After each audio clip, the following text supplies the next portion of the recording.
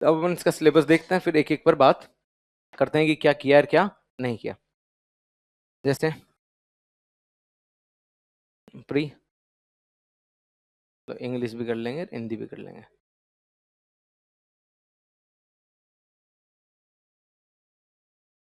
चलो सबसे पहले प्री की बात कर लें। पैटर्न तो वही रखा है, 200 नंबर और 150 हाँ क्वेश्चंस। अब देखो भाई, भारत का संविधान।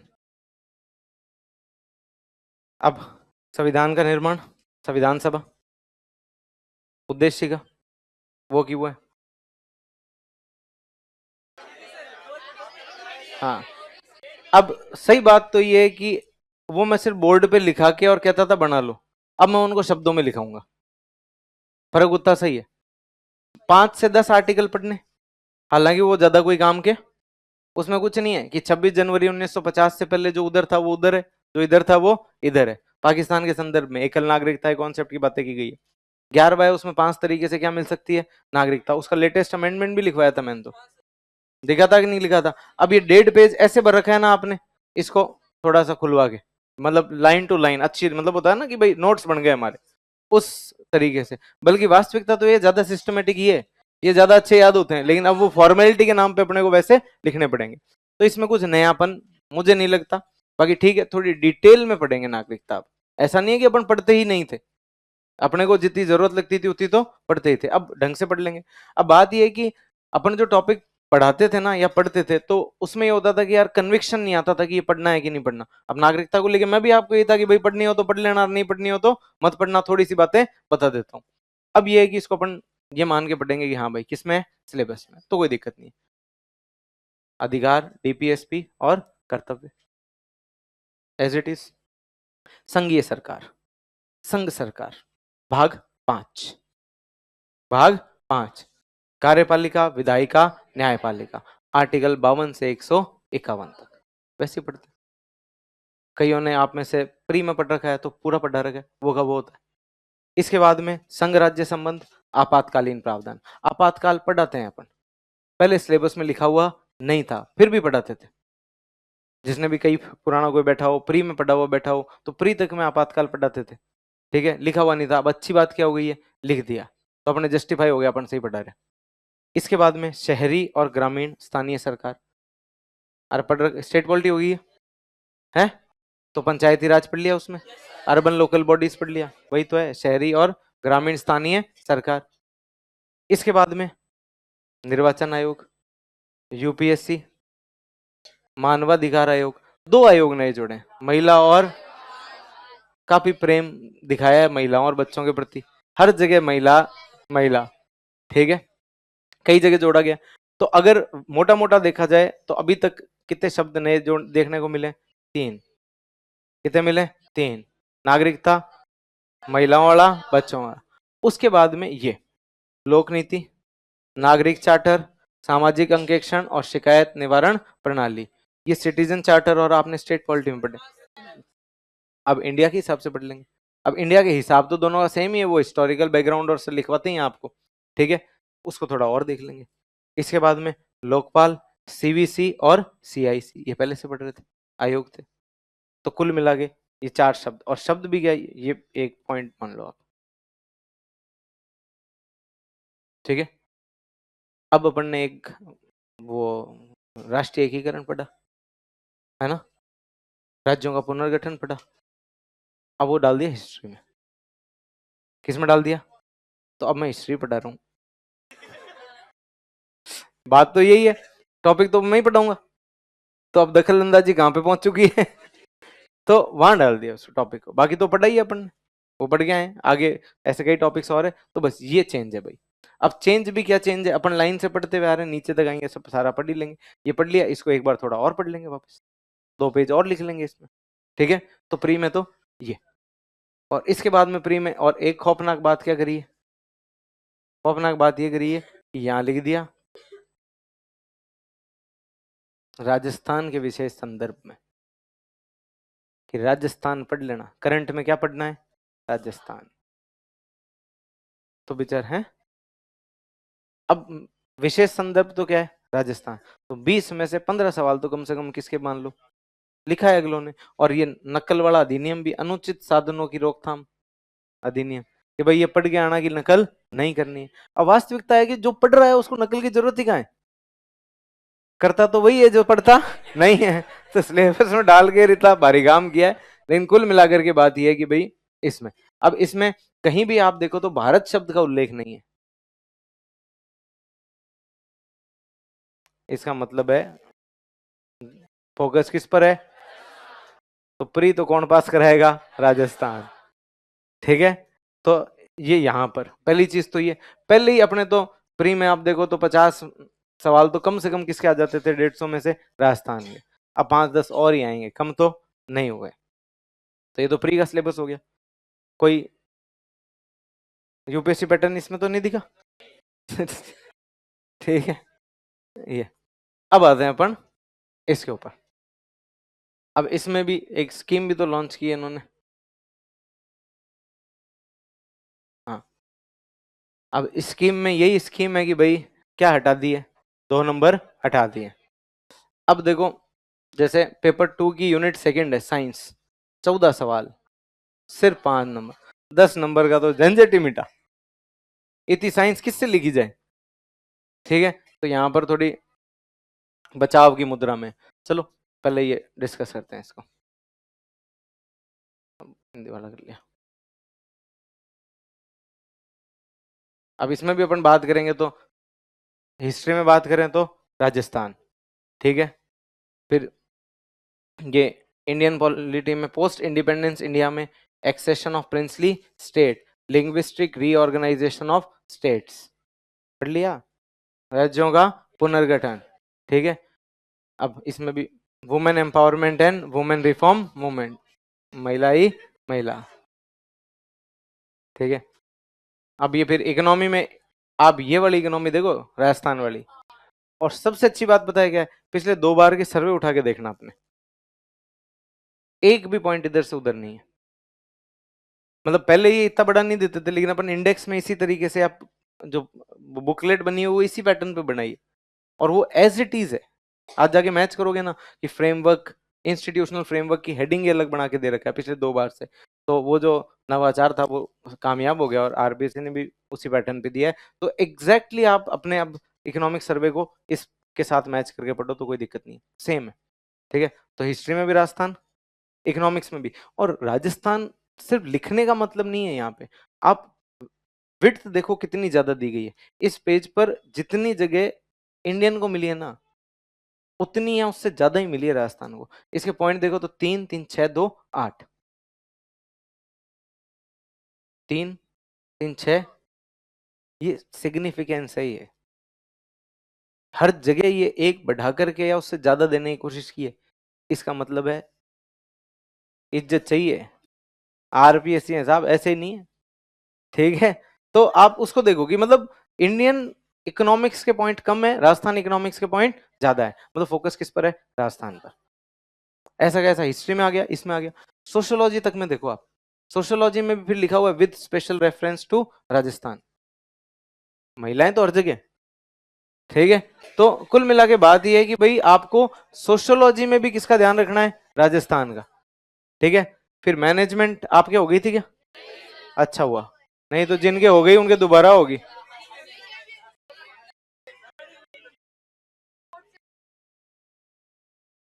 हैं पीएस सर नहीं हुआ क्या, बच गए फिर तुम। मैनेजमेंट बदल गई, बाकी तो वो वैसे है, कोई दिक्कत नहीं हुई क्या, चलो ठीक है, पृथ्वी सर तैयार है। चलो इसके बाद में देखो एडमिनिस्ट्रेटिव एथिक्स। ठीक है, ये फिर साइंस। साइंस में अच्छी बात क्या है, 10 नंबर खत्म, 2 नंबर खत्म। अब देखो बात क्या होती है ना, 5 नंबर में अच्छी बात क्या है कि इसमें से जैसे कोई भी आप टॉपिक देख लो, इंसेक्टिसाइड या पेस्टिसाइड। अब वो 2 नंबर में तो क्या होता था, नाम पूछ लेता था, आता है तो ठीक है, नहीं आता है तो ठीक है।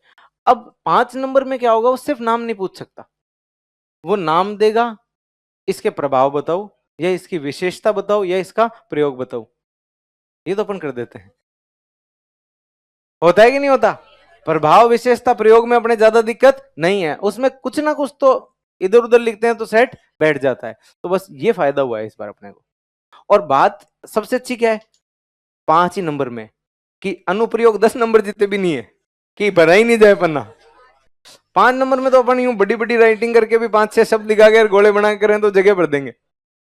तो ये सबसे अच्छी बात हुई है इस पैटर्न की, कि अब मतलब होता है ना कि हाँ थोड़ी मेंटल पीस मिलेगी अपने को, क्योंकि यूपीएससी वाले 2 पन्ने 3 पन्ने भर के आते हैं, वो 150 वर्ड 250 वर्ड पे जाते हैं, साइंस में 50 वर्ड। तो अपने हर टॉपिक उतना ही तैयार करना है ना, एकदम खत्म करना है इनको, ना बहुत बड़ा करना है।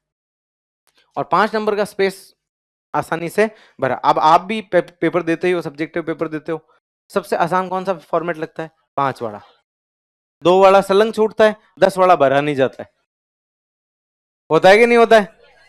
और सबसे आसान कौन सा लगता है, ज्यादातर बच्चे ज्यादातर सवाल 5 वाले कर पाते हैं कि कुछ ना कुछ तो लिख ही देते हैं, और जैसे कुछ ना कुछ लिखना शुरू करते हैं स्पेस पूरा हो जाता है, यस हमने आंसर पूरा कर दिया। और 10 वाले में तो वो खत्म ही नहीं होता, और 2 वाले में खाली कॉपी रहती है कि हाँ क्रॉस मारते जाओ, कुछ आता नहीं है। तो साइंस बड़ा बड़ा खूब सारी बड़ी चीजें दिख रही है, लेकिन अच्छी बात यह है कि अपनी रेंज में।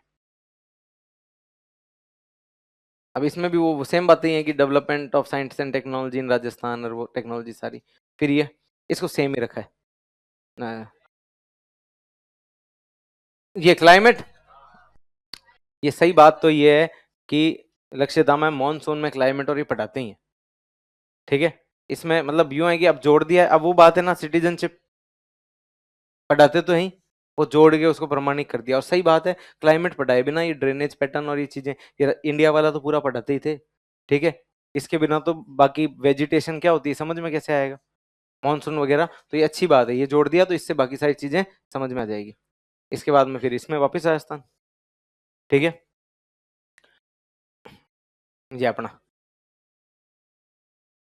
अब देखो भाई, हाँ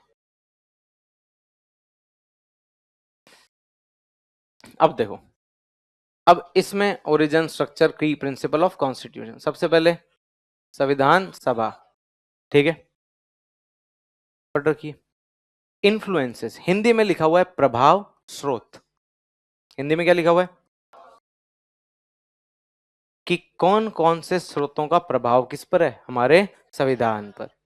तो ये अपन जैसे फंडामेंटल राइट्स में लिखा था, कहां से लिया है, यहां तक अपन ने तो प्रेरणा स्रोत भी लिख रखे हैं, लिख रखे हैं। अब ऐसे एक एक टॉपिक पढ़ते जाएंगे, लिखते जाएंगे कौन सी चीज कहां से ली।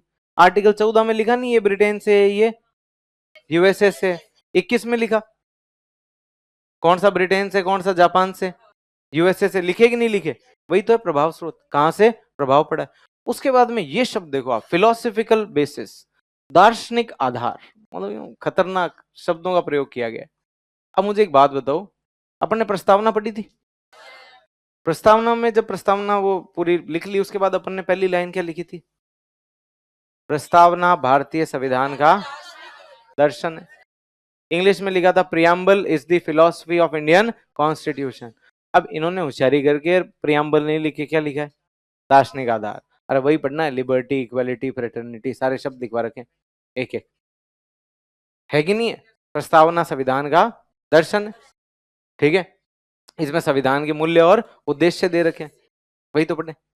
उसके बाद में fundamental rights, DPSP, fundamental duties, ठीक है। बेसिक स्ट्रक्चर डॉक्ट्रिन पूरा पढ़ते हैं, डिटेल में पढ़ते हैं। अभी तो नाम बताएं, आगे चल के बेसिक स्ट्रक्चर अलग से लिखते हैं, पहले भी सिलेबस में था मूल ढांचा। अब इसके आगे डॉक्ट्रिन शब्द जोड़ दिया, हिंदी में इसको थोड़ा अटपटा लिख दिया। हिंदी में लिखा है आधार लक्षण सिद्धांत। अब वो क्या करते हैं कि इंग्लिश में लिखते हैं, हिंदी में ट्रांसलेट करते हैं, तो फिर वो समझ नहीं आता उनको खुद ही, लेकिन फिर भी बेसिक स्ट्रक्चर डॉक्ट्रिन। इसके बाद में amendment process and major constitutional changes, पहले सीधा लिखा हुआ था संविधान संशोधन, कॉन्स्टिट्यूशन अमेंडमेंट। तो आर्टिकल 368 की पूरी प्रक्रिया पढ़ेंगे आगे, जब आर्टिकल 368 पढ़ेंगे, पढ़ते हैं वो तो। संविधान संशोधन की प्रक्रिया क्या है, और जहां जहां जरूरत पड़ रही है अपन मेजर चेंजेस पढ़ते जा ही रहे, 24 बार 25 बार अभी पढ़, ये पिछला तो पूरा संविधान संशोधन ही पढ़ रहे थे कल से टॉपिक, मतलब जो जो जरूरत थी, जहां जहां जिसकी जरूरत पड़ती जा रही है पढ़ते जा रहे। 69वां पढ़ लिया, 10वां 12वां 14वां पढ़ लिया, पढ़ के आए कि नहीं आए, पढ़े हैं सारे, ठीक है। Recent constitutional development and judicial pronouncement, ठीक है। कॉन्स्टिट्यूशनल अभी संवैधानिक विकास और न्यायिक निर्णय। अब इसके अंदर भाई संविधान, मैंने आपको बता रखा है हमारा संविधान एक जीवंत दस्तावेज है, लिविंग डॉक्यूमेंट है, याद है क्या? एक दिन बताया था, क्या है ये? जीवन दस्तावेज। लिविंग क्यों कहते हैं? क्योंकि इसमें लगातार परिवर्तन होता रहता है, डेवलपमेंट होते हैं इसमें अलग अलग। कौन कौन कर सकता है? संसद और जुडिशरी ने विधि द्वारा स्थापित प्रक्रिया की जगह क्या कर रखा है? विधि की सामयिक प्रक्रिया कर रखा है कि नहीं कर रखा? इस तरीके से जुडिशरी ने आगे पीछे खूब सारे बदलाव कर रखे, वो धीरे धीरे पढ़ते जाएंगे जहां से जरूरत पड़ेगी। तो ये वही है, ये दो टॉपिक जरूर नए हैं, कॉन्स्टिट्यूशनल मोरालिटी और ट्रांसफॉर्मेटिव कॉन्स्टिट्यूशनलिज्म, संविधानवाद। अब ये बेसिकली एथिक्स होगी क्या आपके? नहीं हुई, हाँ तो एथिक्स होगी उसके बाद, या मैं मतलब ये एथिक्स से जुड़ा हुआ पार्ट कि एथिक्स में आप पढ़ते हो कि भाई एक साधन होता है, एक साध्य होता है, मीन्स और एंड होता है, ठीक है। दोनों पवित्र होने चाहिए तो जीवन अच्छा हो जाता है वैसे, हाँ गांधी जी वाले वो। अब जैसे बात करें कि कॉन्स्टिट्यूशनलिज्म संविधानवाद, अब इसको हिंदी में तो इन्होंने संवैधानिकता कर दिया, जबकि वास्तविक शब्द होता है संविधानवाद कॉन्स्टिट्यूशनलिज्म का। अब संविधान है, हमारा देश किससे चलता है? संविधान से। हर काम किससे होता है? संविधान से। लेकिन कई बार अपन कहते हैं ना यार सरकार ने गलत किया, जैसे इमरजेंसी का एग्जांपल लेते हैं, इमरजेंसी लगाई थी, इमरजेंसी सही थी गलत थी? ज्यादातर लोग आज भी गलत मानते हैं, खुद कांग्रेस पार्टी के लोग कह देते हैं हाँ यार ठीक है जो हो गया सो हो गया, भूलो। संविधान हत्या दिवस घोषित कर दिया उसको। क्या इमरजेंसी लगाना संविधान के खिलाफ है क्या? संविधान में लिखा हुआ है, लेकिन ये संविधानवाद के खिलाफ है, कॉन्स्टिट्यूशनलिज्म के खिलाफ है।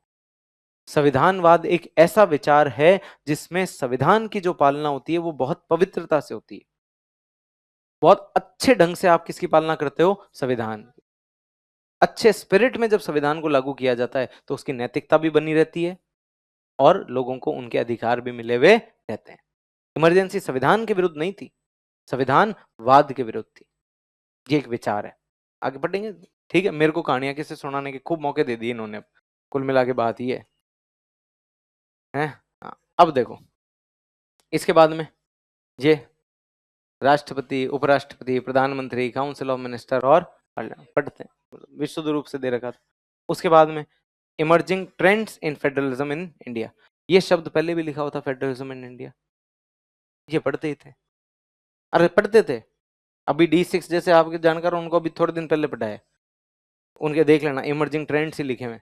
कल मैं उसमें अगर वीडियो देखा हो तो वहां भी बता रहा था इमर्जिंग ट्रेंड्स क्या है, फेडरलिज्म। अब जैसे आर्टिकल 1 याद करो, यूनियन और फेडरल, फेडरल का मतलब क्या बताया था? वैसे तो एग्रीमेंट, वैसे तो क्या होता है? एग्रीमेंट। अब अपने क्या है? केंद्र और राज्यों में शक्तियों का बंटवारा। अब बंटवारे में कई बार झगड़े होते हैं कि नहीं होते? अभी ममता दीदी देख लो, हो रहे हैं कि नहीं हो रहे? कल मैं जब समझा रहा था तो राजीव सर ने बोला अच्छा ममता दीदी सरकार, हाँ तो सही बात है। जैसे बीएसएफ, बीएसएफ का दायरा राजस्थान में 15 किलोमीटर है और वहां कितना कर रखा है? 50 कर रखा है। तो फिर वो कहते हैं राजस्थान और अपने ही 15 है, बाकी सबके 50 कर दिया इन्होंने। पंजाब में 50 कर दिया, असम में 50 कर दिया, पंजाब में 50 कर दिया।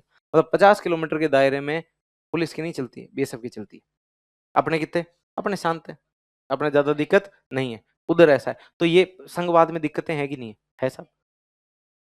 सरकारी आपूंची, ये आयोग तो पढ़ाते ही पढ़ाते हैं। मैं तो आजकल राजमन्नार आयोग और आनंदपुर साहब रेजोल्यूशन और सारी चीजें कवर करते हैं। D6 कार कोई हो तो अभी रिसेंट पढ़ाया उनको देखना, उनके सब लिखे हुए, ये सारा पूरा टॉपिक कंप्लीट है, ये अपने कराते हैं। Supreme court, high court, judicial review, judicial activism पढ़ते हैं, ये नहीं पढ़ते थे भाई। वर्चुअल कोर्ट, ई कोर्ट और ई कॉम, ई कमेटी, तीनों जुड़े हुए कोविड के बाद शुरू हुए। कि भाई पहले आप देखते थे कि भाई बॉलीवुड मूवियों में होता था ना वो एक पोशाक पहन के यूं गेट के बाहर बाला लेके हैं, केस नंबर ये हाजिर हो करता रहता था कि नहीं करता रहता था? ठीक है, फिर वो वकील आते थे, वो ऑर्डर ऑर्डर और बैठो और करते थे कि नहीं करते थे? टाइम खोटी होता है, वर्चुअल करो। जज साहब एक बार कनेक्ट हुए, केस खत्म, फटाफट दूसरे पे कनेक्ट हो गए, वकील आ रहे हैं जा रहे हैं, झंझट मिटाओ, वर्चुअल कोर्ट होने चाहिए। कोविड के बाद में क्या दिया, और इनको बढ़ावा दिया जा रहा है। मैंने कभी सुनवाई दिखाई है क्या कोर्ट की तुम्हें? नहीं दिखाई, आगे जुडिशरी आएगी तब दिखाऊंगा। और वर्चुअल होती है, आपने देखी होगी आजकल जज साहब बैठे सुनते हैं कि नहीं सुनते केस। अभी हाई कोर्ट में वो चल रही है ये SI भर्ती वाली, इसमें वर्चुअल दिखता है कि नहीं दिखता? दिखता है, वो वर्चुअल कोर्ट है। नई स्थापना की है, नए सॉफ्टवेयर लिए, उनके नाम और पढ़ने, ई कोर्ट, ई कमेटी, तीनों एक ही भाग हैं। 2005 में इसका आइडिया दिया गया था, 2020 में NV रमन्ना जब CJ थे कोविड के दौरान, उन्होंने लागू करवा दिया। ये चीजें पढ़नी है बस। इसके बाद में यहाँ पर इन्होंने सुप्रीम कोर्ट, हाई कोर्ट देके छोड़ दिया। अपन अधीनस्थ न्यायालय भी पढ़ते हैं और उसमें 5-6 तरह के न्यायालय पढ़ते हैं। अब वो अधीनस्थ न्यायालय इन्होंने दे दिए पबेड में, पबेड भी अपना ही है, ठीक है। उसके बाद में सेंटर स्टेट रिलेशन पढ़ते हैं अपन इसमें, वो भी किसमें लिख दिए? पबेड में, वो भी अपना ही है, ठीक है। तो ये तो बेसिक पॉलिटी है, इसमें कोई दिक्कत नहीं है। अब देखो इसको लेके हाई तौबा मचा हुआ है, पता नहीं क्या जोड़ दिया यार, ये वो कुछ नहीं है ये। अगर पिछली बार का सिलेबस देखो आप, और देखो RPSC सिलेबस बदलती रहती है, हर 5 साल पे बदलती है बेचारी। अभी क्या यूट्यूब और इनका दौर इतना ज्यादा आया हुआ है कि कोई भी चीज यूं फैलती है। RPSC ने 2021 में सिलेबस बदला था, इतना बड़ा नहीं बदला था, थोड़ा बहुत बदला था, लेकिन बदला था बेचारों ने। उससे पहले 2016 से पहले 12 तक ऑप्शनल हुआ करते थे, वो हटा करके फिर वो जोड़े, ठीक है। बड़ा बदलाव अभी क्या, 16 से पहले तो पैटर्न ही चेंज कर दिया था पूरा। अब कम से कम पैटर्न तो वही रखा है, पेपर 4 ही रखे। पहले तो ऑप्शनल हुआ करते थे 12 तक, तो 12 के बाद में भर्तियां कितनी हुई है? 13, 16, 18, 21, 23 और 24, 15 साल में 6 भर्तियां हुई, ठीक है। और उस बीच में भी अब अगर आप देखो, सबसे पहले आप सिलेबस को मास्टर कर लो। इस बार की वैकेंसी में जिसने अपना सिलेबस मास्टर कर रखा होगा ना, उसी का काम हो जाएगा आधा तो।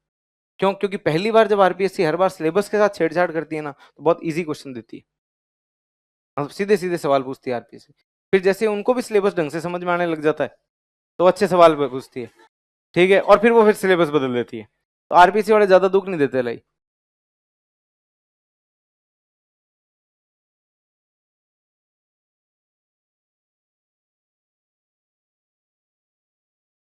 हिंदी इंग्लिश पे भी आएंगे, उनका भी चीरहरण हो गया।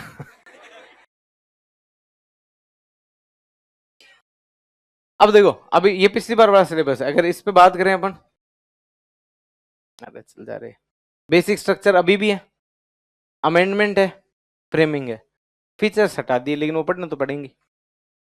प्रियम्बल की जगह क्या लिख दिया? फिलोसफिकल बेस, ये वैसे के वैसे। पार्लियामेंट, प्रेसिडेंट, प्राइम मिनिस्टर, ये सब वैसे के वैसे। अब बेचारा वाइस प्रेसिडेंट नहीं था, उसको भी जोड़ दिया, अपन वैसे पढ़ लेते थे।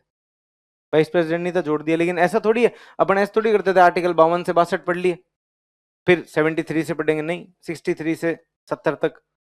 उपराष्ट्रपति है तो 6 आर्टिकल में क्यों छोड़ने लाएगा, 6-7 आर्टिकल वो भी पढ़ लेते थे, ठीक है। इसके बाद में फेडरलिज्म, अब वो उभरती प्रवृत्तियां लिख दिया, centre state relation, supreme court, judicial review, judicial activism, सारे ये आयोग वो के वो हैं सारे के सारे। अब देखो, अब मेन बात क्या है कि यहां पर पहले पॉलिटिकल डायनेमिक्स, ये सब देखना, role of caste, religion, class, ethnicity, language, gender in Indian politics. अब एक चीज याद करो, आर्टिकल 15 पढ़ाया था, तब 5 आधारों पे भेदभाव नहीं किया जा सकता। कौन कौन से? धर्म, मूल, वंश, जाति, लिंग और जन्म स्थान। वहां मैंने बताया था कि जाति क्या होती है? नहीं बताया, कुछ ही नहीं बताया। हाँ, सामाजिक पहचान जो जन के साथ मिलती है, नहीं बताया था। हाँ, चलो कम से कम एक आधा इज्जत तो रख लेता है जिसको याद रह जाए गलती से, ठीक है। ये बात बताई हुई है। जाति क्या होती है? सामाजिक पहचान जो किसके साथ मिलती है? जन्म के साथ। मूल वंश भी बता रखा है, एक भौगोलिक परिस्थिति में रहने के कारण जो क्या मिलती है आपको? पहचान, ठीक है। तो ये एक तरीके की पहचाने हैं या नहीं? जाति, धर्म, भाषा, ये पहचान है आपकी। कुछ नहीं किया, इन शब्दों को हटा करके इस बार नए में क्या लिख दिया? Shift from identity based politics to issue driven and inclusive politics with increasing gender participation। महिलाओं को तो लाना ही है भाई। अब इसको हिंदी में नहीं बोल रखा था क्या सिलेबस?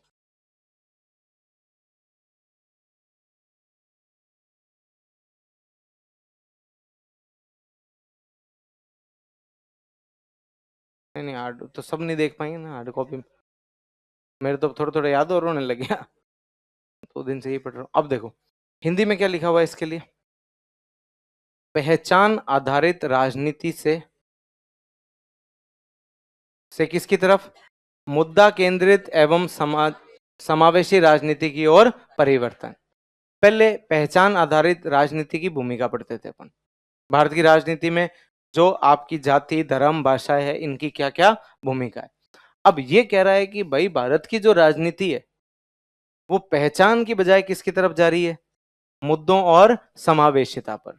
वास्तविकता है नहीं जा रही, आज भी लोग मुद्दों पर नहीं जाति धर्म पर ही क्या देते हैं। अब किसी को भरोसा नहीं हो तो पंचायत चुनाव आ रहे हैं देख लेना, देते हैं कि नहीं देते, विशुद्ध रूप से देते हैं साहब। लेकिन आरपीएससी वालों को लगता है नहीं, अब हम पहचान की बजाय किसकी तरफ जा रहे हैं, मुद्दों की तरफ, तो हमें इनको गलत साबित करना पड़ेगा। वोटिंग बिहेवियर पढ़ेंगे अपन, इसी के साथ मतदान व्यवहार, कि भाई भारतीय अभी भी किसके नाम पे वोट देते हैं, जाति धर्म भाषा क्षेत्र इन्हीं के नाम पे तो देते हैं। तो इसको अपन थोड़ा सा उस तरीके से आगे बढ़ा के पढ़ेंगे। इसके बाद में ये हो गया, साथ ही लैंगिक भागीदारी में वृद्धि, महिलाएं भागीदारी में पहले भी था अभी भी वो पढ़ना, ये एक बाद में डिस्कस करेंगे। अब देखो इसके बाद में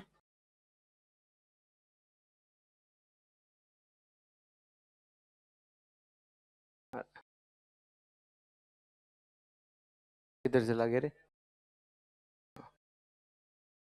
हो रहा, हाँ ये रहा, ये रहा, हाँ ठीक है। अब देखो ये हो गया, इसके बाद में एक वैसे सिलेबस आप लोगों ने लिख रखा तो उसमें देखना प्रीलिम्स में लिखा हुआ था गठबंधन सरकार है, प्रीलिम्स में क्या लिखा हुआ था, गठबंधन सरकार है। अब इन्होंने बेसिकली मेंस में कर दिया इसको कोएलिशन अलाइनमेंट्स। और सही बात तो ये है कि ये मेंस का ही टॉपिक है, गठबंधन की विशेषता क्या होती है, ठीक है, गठबंधन क्यों होता है, उसके बाद में गठबंधन के लाभ गठबंधन की हानियां, ये चीजें पढ़नी है। उसके बाद में रीजनलिज्म, इस पे आएंगे। Contemporary shift in India's democracy marked by evolving party system, Bharat की राजनीति में जो परिवर्तन हो रहा है, भारत के लोकतंत्र में दलीय प्रणाली के विकास द्वारा चिन्हित समकालीन बदलाव। अब देखो भाई 1952 से लेकर के और 2024 तक के चुनाव पढ़ने, इन चुनाव में कैसे कैसे बदलाव हुआ है और कैसे कैसे गठबंधन बने। अब इसकी एक ट्रेलर मैंने आपको 10वीं अनुसूची में पढ़ाया था, दल बदल कानून, उसमें एकदम लेटेस्ट पार्टी कौशिक रेड्डी तक के केस ऐड है अपने, है कि नहीं है, ये न्यायिक निर्णय वाला है ना, करी रखे। अब उसमें मैंने आपको एक चीज बताई थी कि भाई 1989 से 1998 तक 10 साल में 8 प्रधानमंत्री बदले थे, बदले थे कि नहीं बदले थे, वो अपन इसमें डिटेल में पढ़ना है बस। वो वहां पर एक ट्रेलर था, वो अपन इसमें पढ़ते हैं कि कैसे कैसे बदलाव हुआ है। दलीय प्रणाली में क्या है बदलाव, पहले कांग्रेस था, फिर कई दल आए, ठीक है, फिर 2 गठबंधन बने, एनडीए और यूपीए, उसके बाद में वो इंडिया हो गया और अब एनडीए, ये चीजें पढ़नी है बस, ठीक है यहां तक। उसके बाद में देखो उभरता क्षेत्रवाद, रीजनलिज्म, क्या भारत में क्षेत्रवाद है क्या, है क्या रीजनलिज्म क्षेत्रवाद होना चाहिए, होना चाहिए, थोड़ा थोड़ा थोड़ा थोड़ा नहीं, क्यों लगता है कि क्षेत्रवाद होना चाहिए भाई, क्यों लगता है क्षेत्रवाद नहीं होना चाहिए, क्यों लगता है हो तो ठीक है नहीं हो तो ठीक, कितनों लगता है भारत में क्षेत्रवाद है इतना क्षेत्रवाद है तुम में। अब देखो, अब प्लीज प्लीज, अरे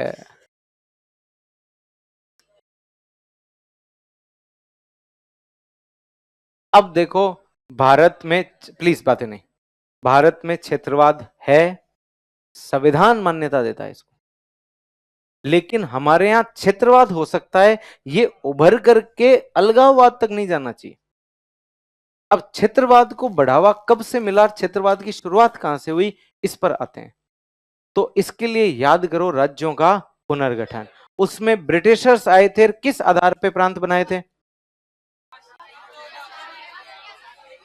अरे 3 आधार लिखाए हैं, प्रशासनिक क्षेत्र जीतना और सत्ता का केंद्रीकरण।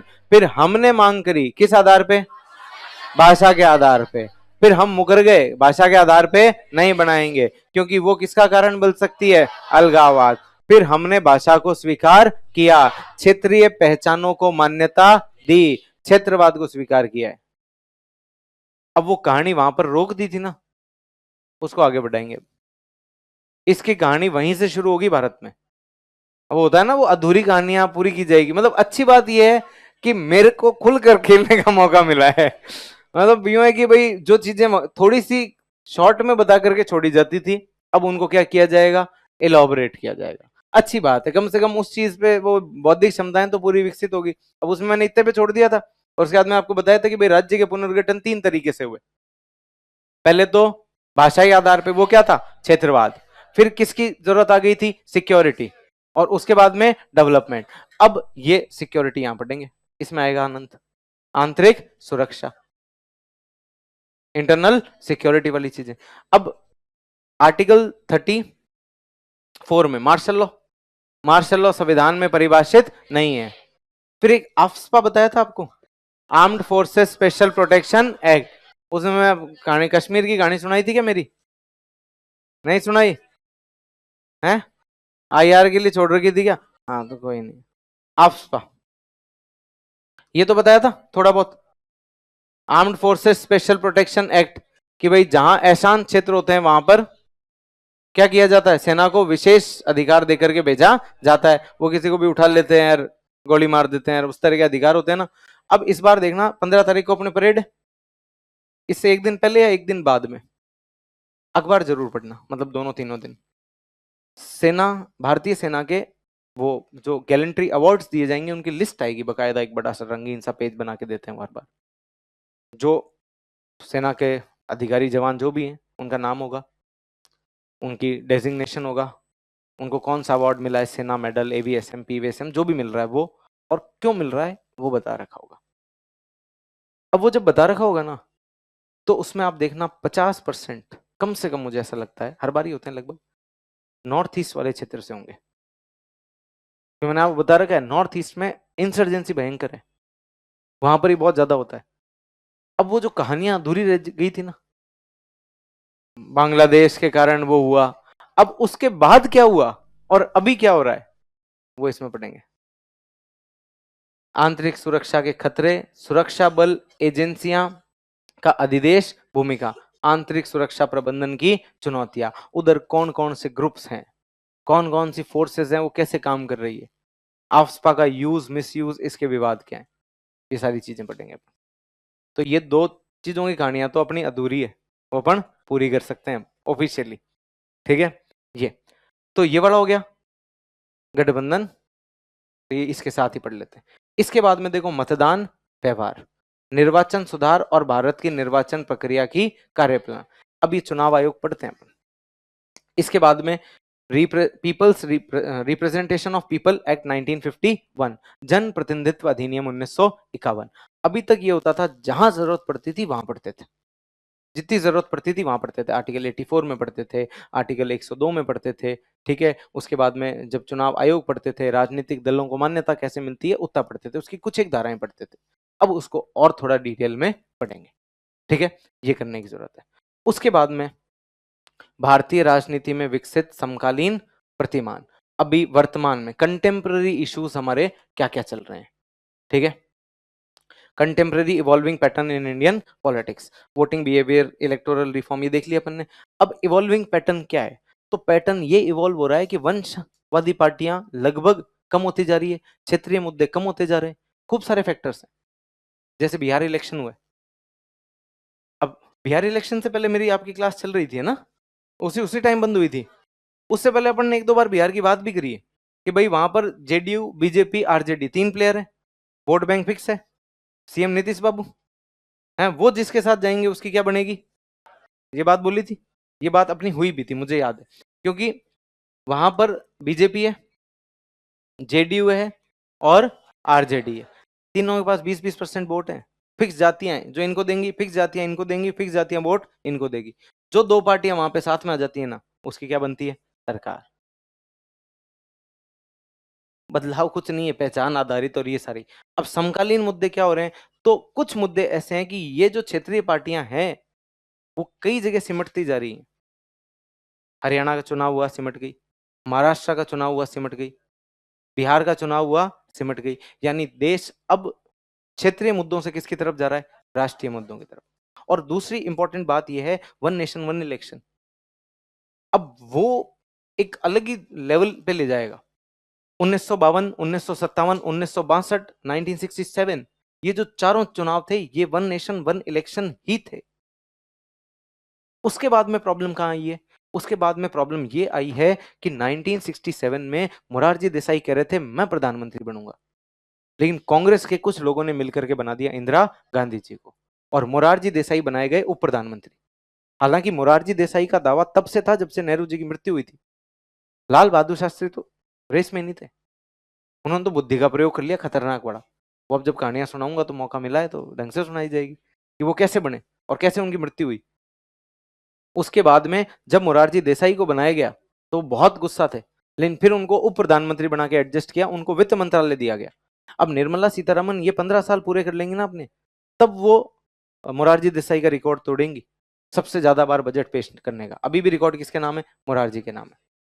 और मोरारजी देसाई पहले गुजराती जो क्या बने, अरे प्रधानमंत्री 1977 में, और दूसरे मोदी। दोनों में एक बात कॉमन है, गुजराती है ये नहीं। मोरारजी देसाई उन पर इल्जाम लगता है ना मोदी जी पर कि गोधरा में दंगे कराए 2002 में। मोरारजी देसाई रियासतकालीन कलेक्टर थे, और जब वो कलेक्टर थे, उनके कलेक्टर रहते हुए जब वो गोधरा के कलेक्टर थे, गोधरा में दंगे हुए थे, और इल्जाम लगा था मोरारजी देसाई पे, वो सेम इल्जाम लगा जो नरेंद्र मोदी पे लगा है।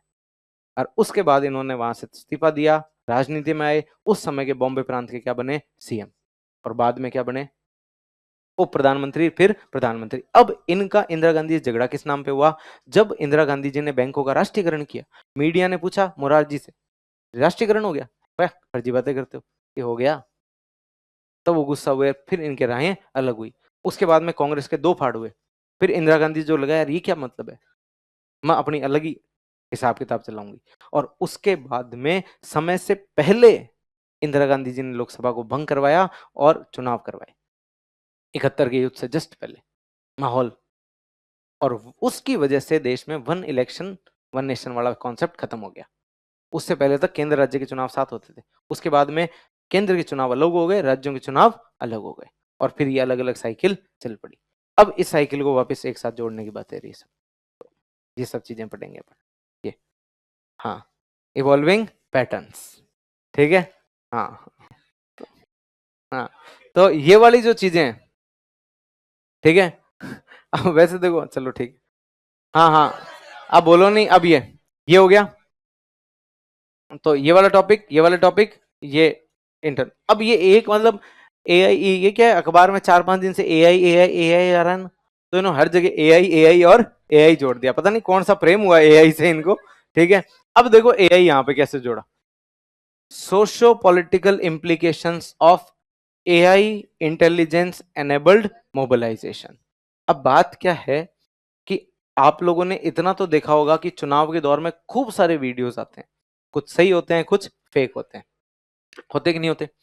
अब एआई जनरेटेड जो वीडियोस हैं, एआई जनरेटेड जो चीजें हैं, उनसे मोबिलाइजेशन, लामबंदी होती है कि नहीं होती, इकट्ठे होते हैं लोग, कुछ ऐसे वीडियो आ गए और हमारे समाज के विरुद्ध हो गया, उस तरीके से चीजें होती है कि नहीं होती।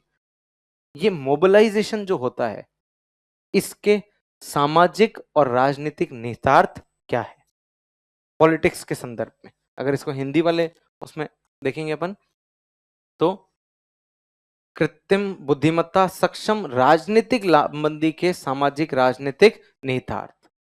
तो एआई जनरेटेड जो चीजें हैं, इस तरह की कोई सामग्री प्रचारित होती है, प्रसारित होती है, उसकी वजह से जो राजनीतिक लामबंदी हो रही है लोगों की, उसके हमारे समाज पे और राजनीति पर क्या क्या प्रभाव है, निहितार्थ है, ये पढ़ना है। ये भी एक नया सा इंटरेस्टिंग सा टॉपिक है। अब हालांकि आरपीएससी जो इतने दिन से बातें बोल रही थी उसके विरोध में जाती दिख रही है। इतने दिन कह रहे थे मूल किताबों, ये कौन सी मूल किताब में लिखा है भाई, बोलते थे ना, किससे पढ़ो? मूल किताबों से। तो ये वाला टॉपिक कौन सी मूल किताब बता देगी मेरे को, बताओ देखे? तो नहीं है। मतलब वो है कि कुछ चीजें मूल किताबों से है, कुछ चीजें आपको समझ से विकसित करनी है। तो ये गद्यात्मकता वाला पोर्शन ये पहले भी था, इसको ब्रॉड कर दिया है, थोड़ा सा बढ़ा दिया है। और अच्छी बात क्या कही है कि बढ़ा दिया है। पहले क्या होता था कि रुकना पड़ता था, इतनी बात बता के चलो ठीक है छोड़ो, ये अब सिलेबस में नहीं है। अब सब सिलेबस में। तो अब, और अब इसमें यह है कि इसमें मैं लिख करके दे सकता हूं, आपके पास आंसर लिखने में कमी शब्दों की तो नहीं होगी। अगर आपने क्लास सुन भी लिए ना, तो कहानियां चलेगी दिलो दिमाग में। ठीक है, सीधी सी बात है। और ये आप लिख पाओगे। और सबसे अच्छी बात है, 2 नंबर का झंझट नहीं। 5 और 10 वाला है तो अपने सेटल है, इतना तो लिख ही देंगे, इतने में दिक्कत आने वाली नहीं है। इसके बाद में अब सबसे बड़ी बात कि इंडियन पॉलिटी में भी राजस्थान है। इंडियन पॉलिटी के सेगमेंट में 4 बोल्ड हेडिंग है। अब 4 बोल्ड हेडिंग में भी इन्होंने क्या कर दिया, तो भाई 25% वेटेज तो दे दिया राजस्थान को कि आरपीएससी है, यूपीएससी नहीं है। ये 2, 3 और 4, चौथा हेडिंग कौन सी है? राजस्थान। तो अगर इनमें 60 नंबर बट रहे हैं तो 15-15 ही आएंगे पंथी।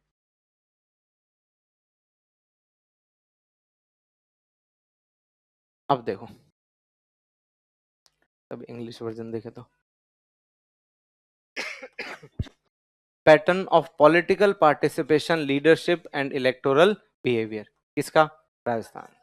राजस्थान में लोग कैसे वोट देते हैं, पहले भी था ये दलीय प्रणाली। ठीक है, ये पढ़ना है। Role of political parties and coalition politics in the state. तो भाई मैं आपको जब दल बदल कानून बता रहा था, तब वहीं से शुरुआत करी थी कि 1967 में, कि भाई राजस्थान के अंदर पहली बार कांग्रेस को बहुमत। भैरव सिंह गए थे, मैं सरकार बनाऊंगा, वो राजभवन चले गए थे, गवर्नर ने कहा था मेरे हाथ चश्मा नहीं लगा रखा, दिख नहीं रहे, गिनती नहीं हो रही, कल आओ। इतनी देर में फोन कर दिया दिल्ली। किया था कि नहीं किया था? राष्ट्रपति शासन। 42 दिन राष्ट्रपति शासन रहा। मोहनलाल सुखाड़िया क्या बन गए?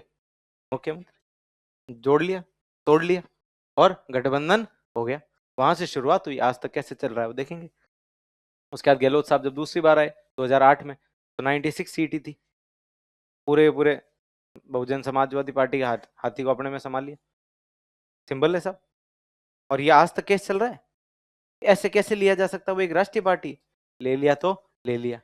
केस चल रहा है अभी, कितने 17 साल तो हो गए, 17 एक तो और चली जाएगा, इतने में तो कईयों की उम्र हो जाएगी। ठीक है, तो इस तरीके से उसके बाद में पंचायती राज और अर्बन लोकल बॉडीज की पढ़ती हैं।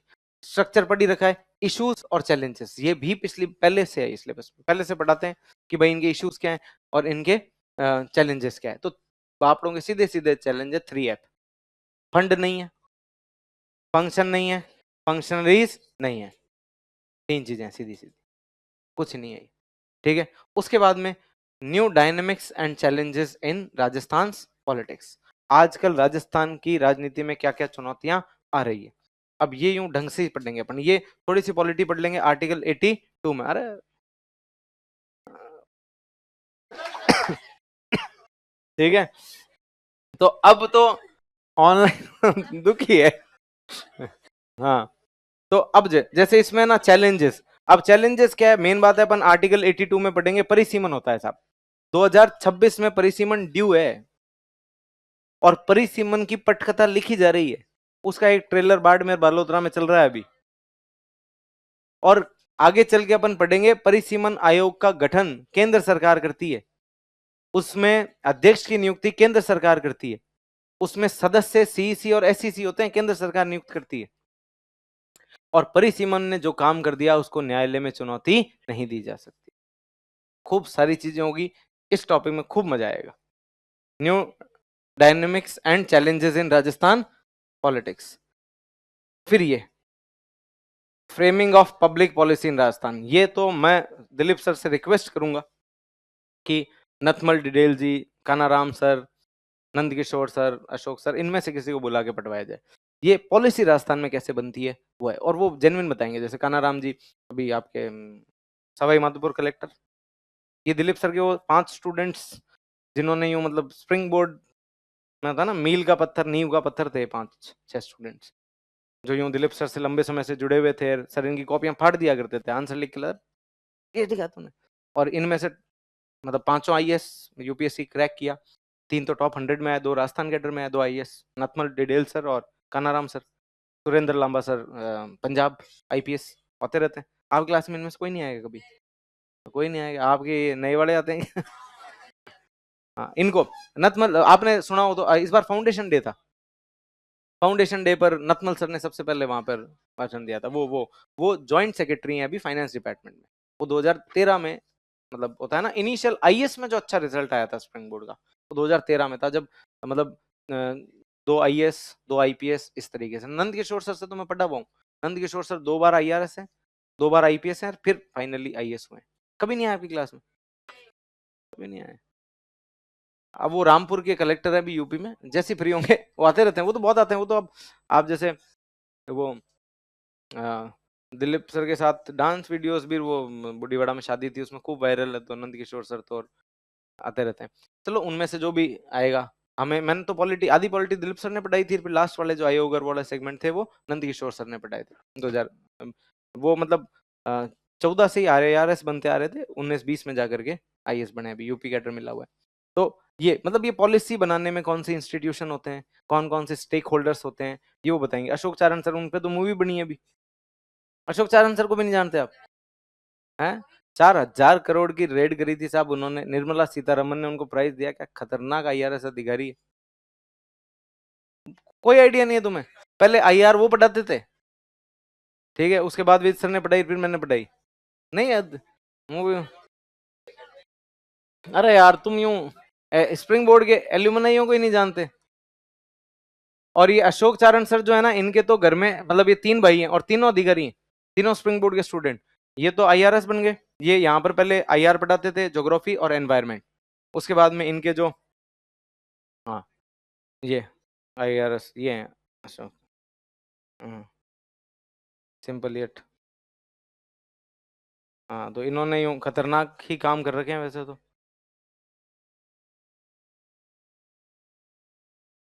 हाँ वैसे आप यूं, इनके अपनी चैनल पे कई चीजें भी होगी वैसे।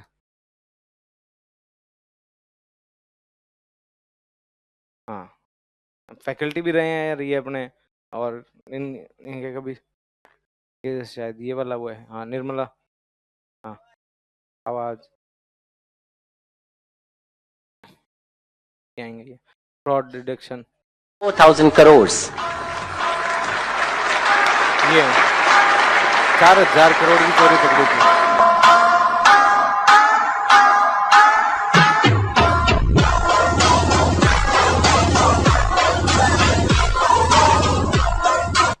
I call upon Shri Ashok Charan, Deputy Director of Income Tax Investigation from Jaipur. He is being awarded for detection of fraud in claiming wrong deductions in IT returns to the tune of 4,000 crores. ये 3 subject पढ़ाते थे, IR भी sir ही पढ़ाते थे पहले तो। तुम जानते नहीं हो रही किसी को? डंके डंके लोगों को किसी को नहीं जानते तुम? नाम ही याद सुना है, हमें जानते हो, मेरे को जानते हो। चलो तो कुल मिलाकर के मैं सर से रिक्वेस्ट करूंगा कि ऐसे लोग आकर के ना ये वाला टॉपिक पढ़ाए, और बुला लेंगे इनको, तो घर के हैं, यही रहते हैं। हाँ नथमल सर तो आ जाएंगे, कानाराम जी, कोई ना कोई तो आ ही जाएगा, ठीक है। तो ये वाला, उसके बाद में फिर इसमें भी ई गवर्नेंस, क्या गया, ई गवर्नेंस। तो कुल मिला के ये है भाई पॉलिटी का टॉपिक। अब पहले भी ये चीजें थी, इनको थोड़ा सीमित करके पढ़ाते थे, अब खुल करके पढ़ाएंगे। और ये वाला तो वैसा का वैसा है। 3 शब्द इसमें अगर आप देखो तो वर्चुअल कोर्ट, ई कोर्ट, ये और ये वाला एक टॉपिक, ये नया जोड़ा है। बाकी सब चीजें एज इट इज है, ठीक है। बाकी आईआर में काफी चीजें कम कर दी है, अच्छा भी है बुरा भी है। बुरा तो ये बस एक टॉपिक का दुख है मुझे, बाकी तो सब सही है। वेस्ट एशिया, पश्चिम एशिया, क्या उसमें धूम धड़का ठीक ठाक है। सीरिया, इजराइल, उसमें कहानियां यूं अच्छी अच्छी है। अबू बकर अल बगदादीर, हयात तहरीर अल शाम, अरे वो शाम हो गई यार उनकी तो। लेकिन वो मैं सुना दूंगा, लोड़ी मत लो तुम, ठीक है। अरे आतंकवाद है, ये हट जाता तो दिल टूट जाता मेरा। अरे मैंने प्रक्रिया सीख रखी है यार, आतंकी कैसे बनते हैं। अरे सीख रखी मतलब वैसे पढ़ रखी है। कल, कल, अरे 6 चरणीय प्रक्रिया है साहब, बकायदा नोट्स बनाए हैं। हैं? अच्छा कल, हाँ कल ऑनलाइन बोल दिया था मैंने तो। कि हाँ, अरे नहीं तो भाई इसको जानने में रॉ को बहुत टाइम लगा है, तो मैंने उनके इतने डॉक्यूमेंट देखे, इतनी डॉक्यूमेंट्रियां देखी, तब जाके यूं पता चला कि वास्तव में आतंकी बनता कैसे है। बहुत मुश्किल 6 चरणीय प्रक्रिया पार करता है वो पाकिस्तान में, तब क्या बनता है आतंकी है। हाँ नहीं नहीं, तो ये सारी चीजें वही है, बस इसमें पहले क्या है कि सीधा सीधा लिखा हुआ था रशिया, यूएसए, चाइना, तो रशिया देखते थे तो अच्छा लगता था, अब लिखा हुआ नहीं है। अरे शब्द ठीक है, India relation with major powers, तो अब क्या है कि डायरेक्टली लिखा नहीं है, लेकिन क्या लिखा है, India relation with major powers, तो वो वैसा का वैसा है। और इसमें जैसे मैं कल बता ही रहा था कि डिटर्मिनेंट एट्रीब्यूट्स लिख दिया, पहले इसकी जगह लिखा हुआ था इवोल्यूशन, उद विकास लिखा हुआ था, अब विशेषताएं लिख दी, वो सब की सब। ये एक नया टॉपिक जोड़ा, इंडियन डायस्पोरा और कल्चरल डिप्लोमेसी। ये सॉफ्ट डिप्लोमेसी, वसुदेव कुटुंबकम और विश्व गुरु, ये अपन वो वाली बातें करनी है। इंडियन डायस्पोरा बहुत इंटरेस्टिंग टॉपिक है, इसको और सिटीजनशिप को मैं एक साथ पढ़ाऊंगा। मतलब इंडियन डायस्पोरा का मतलब है अरे मैंने तुम्हें वो सिटीजनशिप पढ़ाते समय आतिश तशीर का एग्जांपल कुछ दिया था क्या? कुछ नहीं दिया, दिया था वो पाकिस्तानी उसका, हाँ माँ भारतीय और वो, हाँ हाँ बस बस वही कहानियां यहाँ चलेगी हैं। हाँ तुम ऐसे भूला मत करो यार। देखो इंडियन डायस्पोरा दो तरीके का होता है, एक होता है एनआरआई, एक होता है OCI, overseas citizen of India, जो कभी क्या रहा है भारतीय रहा है, या जिसके मम्मी पापा कभी क्या रहे हैं भारतीय।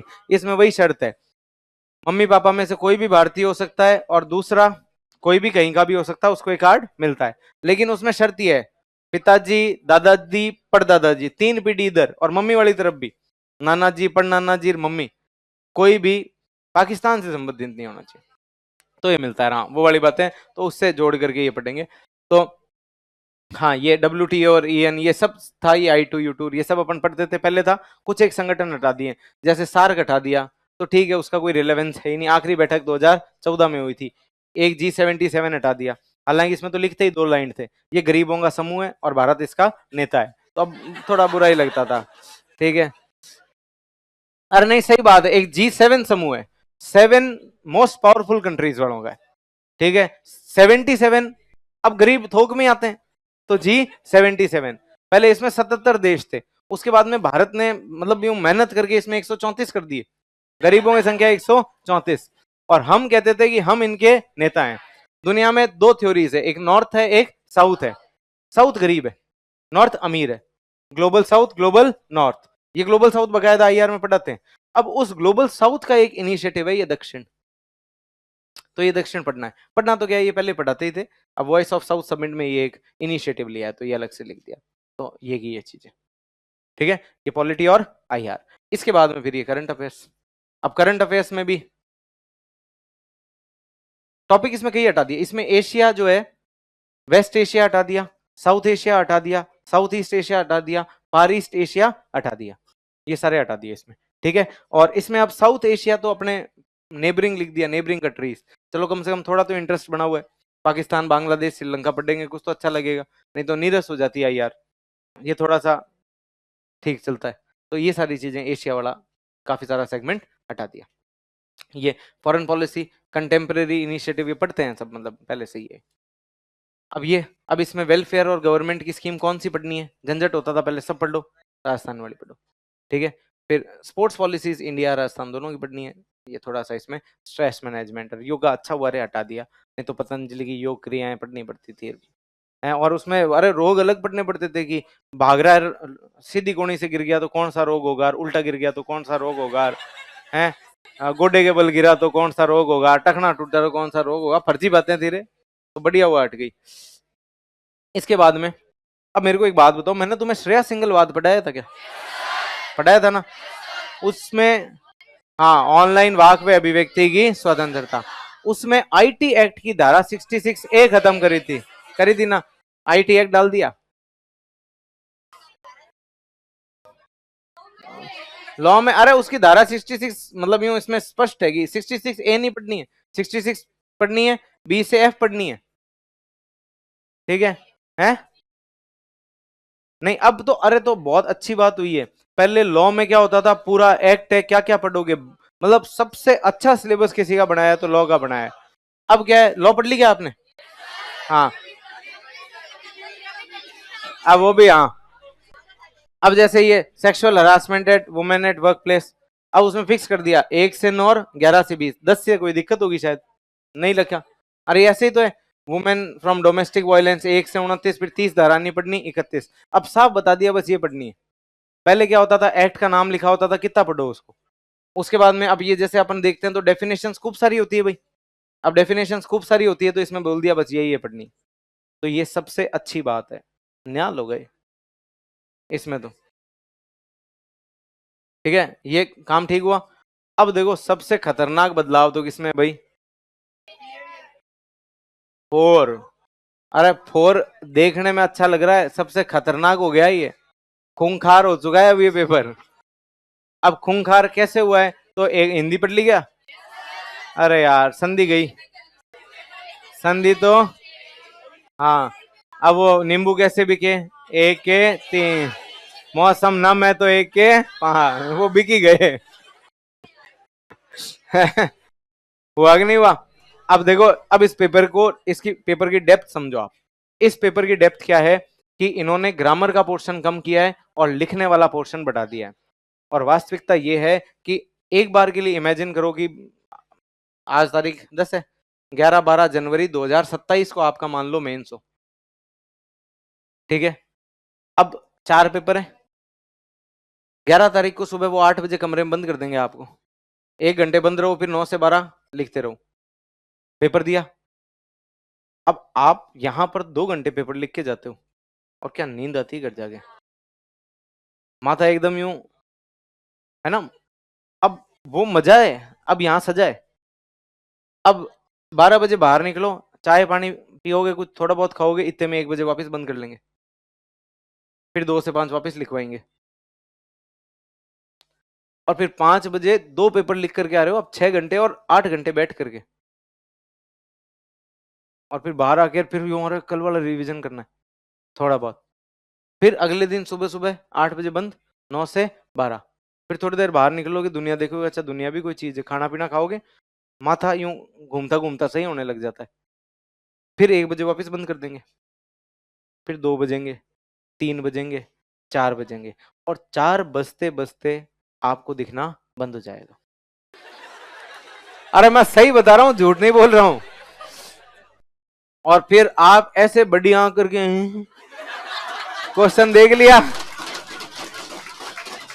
अरे ये प्रैक्टिकल है भाई, क्वेश्चन देख लिया, और उस क्वेश्चन को देखने के बाद में आंख तो बंद रहती है, वो तो खुलती वैसे ही नहीं है, दिखना बंद हो जाता है, और उसके बाद में बस जो आता है वो लिखते रहते हो, कॉपी ऊपर जा रही नीचे जा रही, इधर उधर कोई मतलब नहीं है, और जैसे तैसे पेपर पूरा करते हैं। सबसे लेंदी पेपर बन जाता है पेपर 4, क्यों? 2 दिन की थकान आवी होती है। अब आप खुद देख लो, यहां बहुत सीरियसली पेपर दे के जाने के बाद में नींद ही आती है साहब, और बहुत ढंग से थकान महसूस होती है। तो यहाँ पर तो हालत खतरनाक रूप से खराब हो जाएगी, क्योंकि प्रेशर बहुत रहता है। यहाँ तो क्या है, चलो ठीक है, दे दिया 2 क्वेश्चन छूट गए तो छोटो बड़ो रे, चल घर चलते हैं, रोटी खाएंगे, करते हैं कि नहीं करते? वहां पर एक एक सवाल, एक एक शब्द की कीमत है, और उसका जो प्रेशर होगा उससे चौथे पेपर आते आते हालत खराब हो जाएगी। और ग्रामर छोटी कर दी है, ग्रामर छोटी करने का मतलब है 1-2 शब्द लिख के काम चल जाते थे ना 20 नंबर के, अब वो नहीं चलेंगे, अब उसमें भी पोथे लिखो, अब उनको डिस्क्रिप्टिव में जोड़ दिया है, यानी पेपर की लेंथ और बढ़ा दी है। प्रॉब्लम ये है इस पेपर की, लेकिन ये है कि अब थोड़ा आराम कर दिया हिंदी इंग्लिश वालों को। जैसे अभी तो आपको पता ही है, कल डिस्कस हो गए, इसमें मेन चीज अपन अगर देखें तो भाई इंग्लिश वालों मौज है, कल रात को मैं ये बता रहा था, मतलब हिंदी वालों तुम्हारे ही मौज है, इंग्लिश वालों तुम्हारे ही मौज है। अब पैसेज एक ही पढ़ना है, एक ही पैसेज के तो 5 सवाल करने, और इसी एक पैसेज को आधा करना है, मतलब 1/3 लिखना है, प्रेसी राइटिंग करनी है, छोटा भी इसी पैसेज को करना है, और 5 आंसर भी। तो पहले होता था 2 अलग अलग पढ़ने पड़ते थे, वो भी इंग्लिश पढ़नी पड़ती थी शाम के 4 बजते बजते इतनी थकान के बाद। अब कम से कम एक ही पैराग्राफ पढ़ना पड़ेगा, सबसे अच्छी बात ये, मतलब लेंथ बढ़ी है तो आसान चीज क्या हुई है, यही पढ़ना पड़ेगा। उसके बाद में अगर बात की जाए तो दूसरी चीज क्या हुई है, तो दूसरी चीज ये है कि यहां पर अब इंग्लिश और हिंदी के लिए कॉमन फील्ड कर दिया है। जैसे अगर यहां बात करें अपन तो ये ऐसे कर दिया 40 नंबर का। अब देखो भाई 90, अब आपके पास ये चॉइस है, कोई हिंदी मीडियम का बच्चा है तो वो 130 की हिंदी कर सकता है और 70 की इंग्लिश, और कोई अगर इंग्लिश मीडियम वाला है तो वो 110 की इंग्लिश कर सकता है, 90 की, सॉरी हाँ 90 की हिंदी कर सकता है। और फिर वो 10 नंबर वाले ट्रांसलेशन और है, 10 नंबर वाले क्या है, ट्रांसलेशन, तो बराबरी पर आ गया लगभग मामला 120 इधर। तो कुल मिलाकर के बात यह है कि इस मामले में थोड़ा ठीक हुआ है। अब अच्छी बात क्या है हिंदी मीडियम वालों, पैसेज 1 पढ़ना है, 2 नहीं पढ़ने, इंग्लिश में निबंध नहीं लिखना। मेन मुद्दा यही है, इतना निबंध आता ही नहीं था, लिखे कहां से, कितना ही रट के चले जाते थे तो नहीं आते थे। इंग्लिश हो गई क्या, आ गई? देखो भाई वास्तविकता बता रहा हूं, चाहे कोई इंग्लिश मीडियम का हो चाहे कोई हिंदी मीडियम का हो, राजस्थान में 90% टावरों को इज एम आर किधर लग रहा है किधर नहीं लग रहा है नहीं पता चलते हैं। सही बात तो यही है, सब तुक्के टेकेंगे, इज हाँ इज लगा देता हूँ, पड़ोसी दिख रहा है अरे यार इसने आर लगा रखा है, काट के ले मैं ही आर कर देता हूँ। यही होता है इंग्लिश में, ठीक है। और अच्छी बात क्या है कि विलोम शब्द पर्यायवाची, इधर भी एंटोनिम सिनोनिम याद करने का झंझट खत्म हो गया सब, सीधा सीधा क्या है खत्म है, तो वो रटाफिकेशन वाली चीजें हट गई है। अब देखो अगर अपन इसको कंक्लूड करें, अरे प्लीज बात सुनो, अब सबसे अच्छी बात क्या है, 6 टॉपिक तैयार करने हैं, 6 टॉपिक पे 8-8 10-10 होता है ना, अच्छे कोट्स और सब तैयार करके रख लो, ऑप्शन में और देंगे ये लिखना है ये लिखना है, और ये वो है जो पूरे में पढ़ोगे लैंग्वेज, और ये वो है जो पढ़ोगे, ये सब चीजें वो है जो आप सिलेबस के साथ पढ़ोगे। कुछ अलग से ऐसे तैयार करने की ज्यादा मतलब होता है ना, करना तो है लेकिन उतनी माथापोड़ी नहीं है। 40 नंबर का ये नंबर लाने की संभावना ज्यादा है। तो कुल मिलाकर के बात यह है कि ये चीज बहुत सही है। अब देखो, अब अगर अपन कंक्लूड करें कि भाई यूपीएससी और आरपीएससी पैटर्न में क्या सिमिलरिटी और क्या डिसिमिलरिटी, तो सीधी सी बात है, देखो भाई यूपीएससी ऐसे पहला 250 मार्क्स, फिर जीएस के 3 पेपर 1 2 और 3 750, ठीक है। इसके बाद में 4 में एथिक्स, और फिर ऑप्शनल 500, एथिक्स 250। अब मैं आपको एक बार ऐसे दिखा देता हूं ताकि आपके वहम निकल जाए कि इन दोनों के ऐसे में कोई सिमिलरिटी है क्या।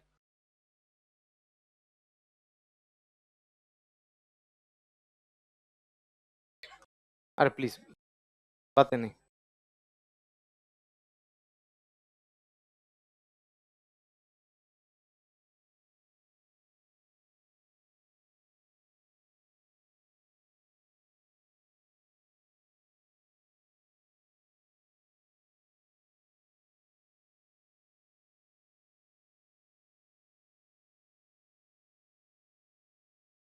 ये देखो ये ऐसे का पेपर होता है,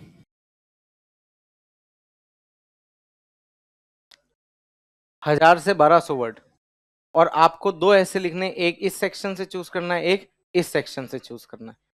एक बार पढ़ के देखो, सत्य कोई रंग नहीं जानता है, इस पर 1000 शब्द लिखने, या फिर बिना लड़े ही दुश्मन को परास्त करना युद्ध की सर्वोच्च कला है, 1000 शब्द लिखने, 1000 शब्द 10 पन्ने। विचार एक दुनिया खोजता भी और एक बनाता भी है, सबसे अच्छे सबक कड़वे अनुभवों से सीखे जाते हैं। अब आप वर्ड्स देखो 1000 से 1200 इन पे लिखने, और एक आरएस वाले में भाषा, पर्यावरण, संस्कृति है, प्राकृतिक पर्यावरण, परि प्लस आवरण से मिलकर के बना हुआ पर्यावरण। अरे कुछ लिखने की संभावना तो जागृत हो रही है, और यहाँ है बिना लड़ी। अरे नहीं लड़ा तो मैं क्या करूं, लड़ ले। समझ में आ रहा है? तो कोई कंपैरिजन नहीं है आरएस के ऐसे का यूपीएससी के ऐसे से। तो यहां पर ये 40 नंबर सीधे अलग हो रहे हैं। उसके बाद में जीएस 1 2 3। अब इस 750 में आप देखो, आपको सोसाइटी पढ़नी पड़ेगी एक्स्ट्रा, सोशल जस्टिस पढ़ना पड़ेगा, ठीक है, डिजास्टर मैनेजमेंट पढ़ना पड़ेगा, इंटरनल सिक्योरिटी और डेप्थ में पढ़नी पड़ेगी, गवर्नेंस पढ़नी पड़ेगी, एनवायरमेंट इकोलॉजी का लेवल ही यहां पे अलग है। कम से कम 150 से 200 मार्क्स सही है। इधर ये 250, और एथिक्स भी फिर उनका सिलेबस ज्यादा है, अपना इनका पूरा पेपर है। इसमें कम से कम 100 नंबर ही आप मानो कि वेरिएशन है। 200, 250, 450 और 100, 550, 550 और ऑप्शनल का 500 एकदम अलग। 1750 में से 1000 तो अपने बाहर है, ठीक है। ये अब इस पे आते हैं अपने वाले पे। अब आरपीएससी का उनसे लेना देना बाहर वाला किधर गया? तो पेपर 1 की बात करें तो पेपर 1 में इकोनॉमिक्स में राजस्थान है, ठीक है, हिस्ट्री में राजस्थान है, आर्ट एंड कल्चर में राजस्थान है। कम से कम 60 नंबर की तो पूछेंगे। उसके बाद में अकाउंट ऑडिट, सोशियोलॉजी, मैनेजमेंट, कितने नंबर की है? 70।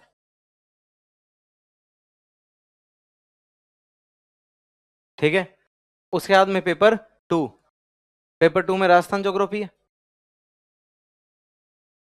ठीक है, 25 नंबर की तो पूछेंगे। साइंस टेक पूरी अलग है, इधर सिर्फ 5 नंबर है, 50 शब्द लिखने, उधर 150 से 250 वर्ड्स के आंसर, उससे कम का कुछ है ही नहीं। तो क्या सेम पैटर्न कह सकते हो इसको आप? पढ़ने का तरीका ही अलग है टॉपिक का। आर्टिफिशियल इंटेलिजेंट इस हिसाब से पढ़नी है, उसकी पढ़ने का तरीका एकदम अलग है। 70 नंबर की है, 14 सवाल है। कितने हो गए? 95। पेपर 3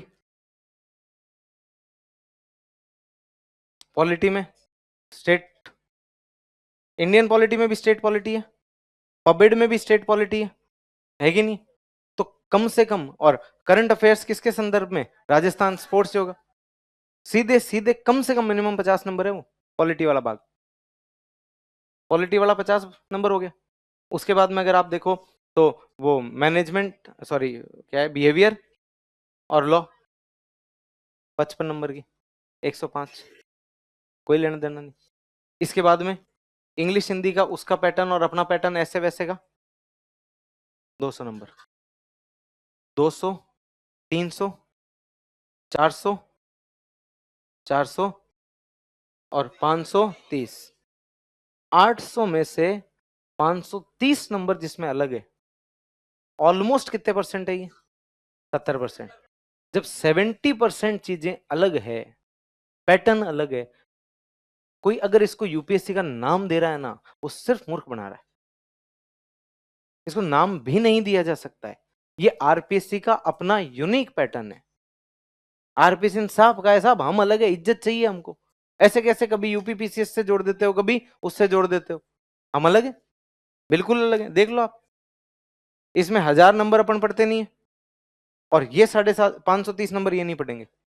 तो अगर ये वहम होता है ना कि भाई यूपीएससी देने वाला ये दे देगा, तो मैं आपको बता दूं, अपने से पटवारी नहीं दिया जाता है ढंग से आरएस की तैयारी के साथ साथ। क्यों? उसमें कोई कंप्यूटर अलग पढ़नी पड़ जाती होगी, मैथ अलग पढ़नी पड़ जाती होगी, 10-20%, उसमें हालत खराब हो जाती है। जबकि यहाँ 70% पेपर अलग है, पैटर्न अलग है। अपने कौन से 250 वर्ड लिखने, अपने 50 शब्द लिखने, उनका एक क्वेश्चन अपने 5 क्वेश्चन के बराबर है। उनके एक में 250 लिख लो, अपने 5 में 250 लिखने पड़ते हैं। कैसे आप सेम टॉपिक सेम मैच कर सकते हो? सिर्फ इसलिए सेम कह दोगे कि इधर भी आर्टिफिशियल इंटेलिजेंस लिखा हुआ है, उधर भी लिखा हुआ है, संवैधानिक नैतिकता यहां भी है और वहां भी है, उसको सेम कर दोगे आप? यहां संवैधानिक नैतिकता 5 शब्दों के 5 नंबर के हिसाब से पूछी जाएगी, वहां पर 250 के हिसाब से पूछी जाएगी।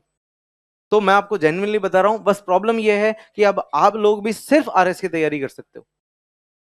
अब आप ये सोचो कि हम यूपीएससी भी साथ साथ दे लें, नहीं, आपको आरएस करनी पड़ेगी, इसको फिर कंप्लीट करके ही आप किसकी तरफ मूव कर सकते हो, यूपीएससी की तरफ। 4 कॉमन चीजें होने से अब ये पैटर्न सेम नहीं है, विशुद्ध रूप से अलग है, इसमें कुछ ये नहीं, अपन ने अभी मैच किया ही, उसके बाद में ये निकला है। तो वास्तविकता ये है कि आरपीएससी ने अपनी यूनिकनेस साबित की है और कह दिया हम इस रेस से बाहर हैं, आरपीएससी मत पढ़ो तुम, आरपीएससी सिलेबस में नहीं है। मेंस के सिलेबस से आरपीएससी ने खुद को क्या कर लिया है, बाहर कर लिया है कि छोड़ो रे, तुम सीधा इंटरव्यू में आओ, तब पूछेंगे हम तुम्हें, ठीक है, वैसे आने की जरूरत नहीं है। हाँ,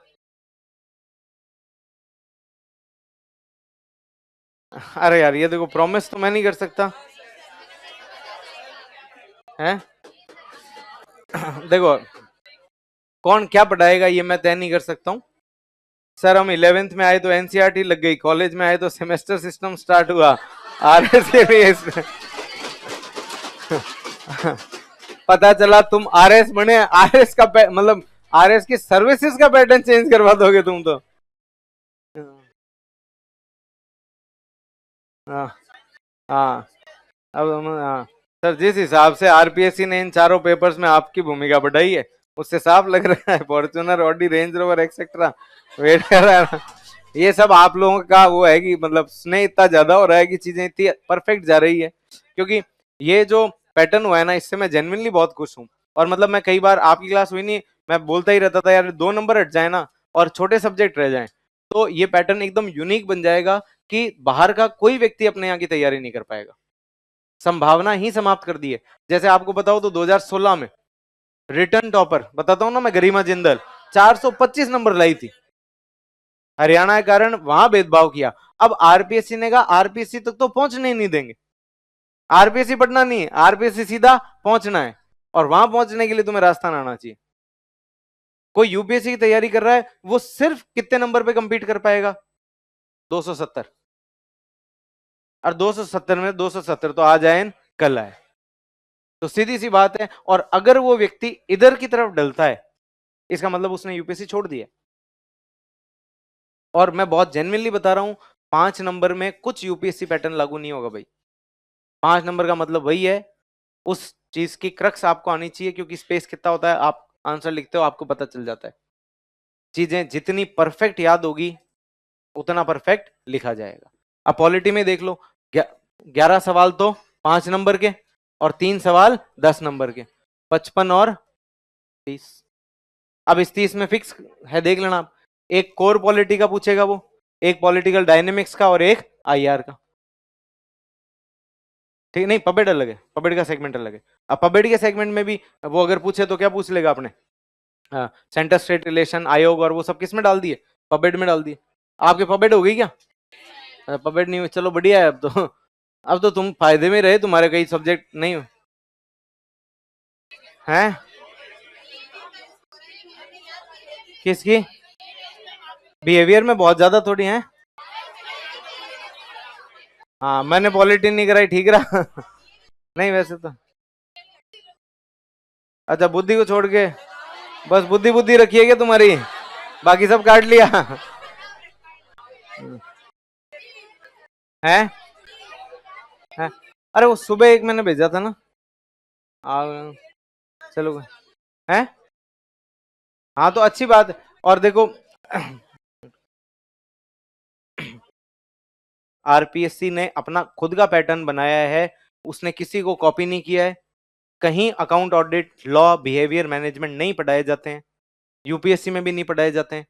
तो कोई ये कहे या कोई इस तरह की दिशा में जाए कि भाई किस पैटर्न पे चले गए हैं यूपीएससी, अब यूपीएससी पैटर्न पे जाते तो कम से कम यूपीएससी वाला सिलेबस तो रखते। पैटर्न का मतलब क्या होता है, पहला स्टेप क्या है, सिलेबस। सिलेबस सब्जेक्ट किसके समान है, यूपीएससी के समान।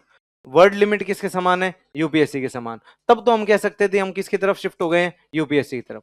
जब वर्ड लिमिट उनके जैसी नहीं है, पेपर की स्कीम उनके जैसी नहीं है, पेपर का सिलेबस उनके जैसा नहीं है, तो काहे का पैटर्न, फिर ये पैटर्न होता क्या है।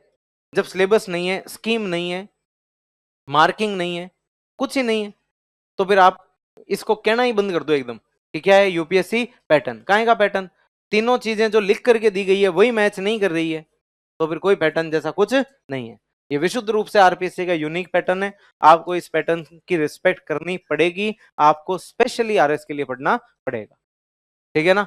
बस चलो फिर कल मिलेंगे, थैंक यू।